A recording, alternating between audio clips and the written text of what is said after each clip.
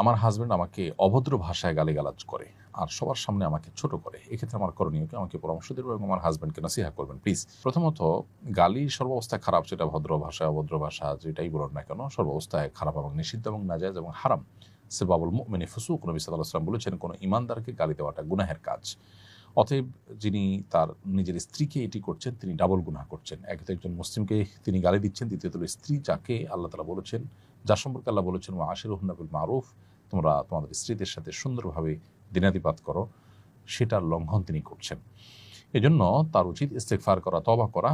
আর বোন, আপনাকে বলবো আপনি সবর এবং ধৈর্যের মাধ্যমে এটা মোকাবিলার চেষ্টা করবেন, তাকে নাসিহা করে বোঝানো, অন্যদের মাধ্যমে বোঝানোর চেষ্টা করবেন, দোয়া করবেন আল্লাহর কাছে। একটা সময় ইনশাআল্লাহ আল্লাহ তাআলা আপনাকে এই পরিস্থিতি থেকে মুক্তি দান করবেন এবং সবরের জন্য আপনি আল্লাহর কাছে অবশ্যই বিনিময় লাভ করবেন। আল্লাহ তাআলা মানুষকে অনেকভাবে পরীক্ষা করেন।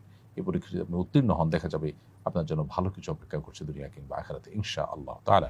এমরি খায়রুল ইসলাম আপনি লিখেছেন, আমার বিয়ে পড়ানোর সময় হুজুর ভুলবশত আমার বউয়ের ইজাজত নেননি, তবে কাজী সাহেব কাবিননামায় মেয়ের স্বাক্ষর নিয়েছেন, আমার বিয়ে কি সহিহ হয়েছে?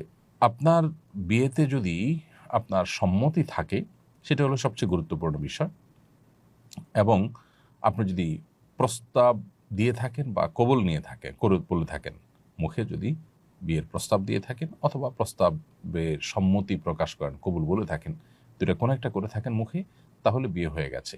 আলাদা করে ইজিন বা এজাজত নেওয়ার প্রয়োজন নেই।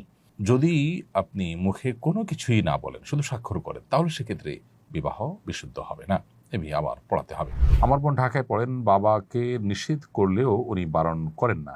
নারী শিক্ষার্থী দূরে একা পড়ালেখা করতে পারবে কিনা? যদি মাহরাম নিয়ে আসেন, দিয়ে আসেন এবং সেখানে পর্দার সাথে পড়ার পরিবেশ থাকে, তাহলে হলে থেকে বা টিউশনের বাসায় থেকে যেখানে পর্দার সাথে পড়তে পারেন, আসা যাওয়া করতে পারেন, সেরকমটি করলে সেটা জায়েজ আছে। সেটা যদি না হয়, পর্দার বিধানে যদি ব্যাঘাত ঘটে, মাহরাম ছাড়া সফর করতে হয়, তাহলে সেটা কিন্তু জায়েজ নয়। আপনি আপনার বাবাকে নিষেধ করেছেন, তারপরেও তিনি করলে তিনি আল্লাহর কাছে দায়ী থাকুন। আপনি বোনকে বোঝাবেন এবং দোয়া করবেন তাদের হেদায়েতের জন্য। আমি আমার শ্বশুরবাড়িতে থাকি না, স্বামীর সঙ্গে তার কর্মস্থলে থাকি, মাঝে মধ্যে শ্বশুরবাড়িতে বেড়াতে আসি। শ্বশুরবাড়িতে এলে নামাজ কসর পড়তে হবে কিনা? আপনার শ্বশুর বাড়ি এটি আপনার স্বামীর স্থায়ী ঠিকানা কিনা এটা দেখতে হবে। যদি তার স্থায়ী ঠিকানা সেটা হয়, সেখানে থাকার ব্যবস্থা থাকে, স্থায়ী ঠিকানা পুরো নামাজ পড়তে হয়, সেই হিসাবে স্বামী তো পুরো নামাজ পড়বেন, মূলত তার অধীনস্থ হিসাবে আপনিও পুরো নামাজ পড়বেন। আর যদি এটা আপনাদের স্থায়ী ঠিকানা না হয়, বরং শহরে আপনাদের নিজস্ব ঠিকানা থাকে, সেটাই আপনাদের স্থায়ী ঠিকানা হয়ে থাকে, এখানে জাস্ট বেড়াতে আসছেন, তাহলে সেক্ষেত্রে স্বামীও কসর পড়বেন, আপনিও কসর পড়বেন। আসুন্নাহ ফাউন্ডেশন, উম্মার স্বার্থে সুন্নাহর সাথে।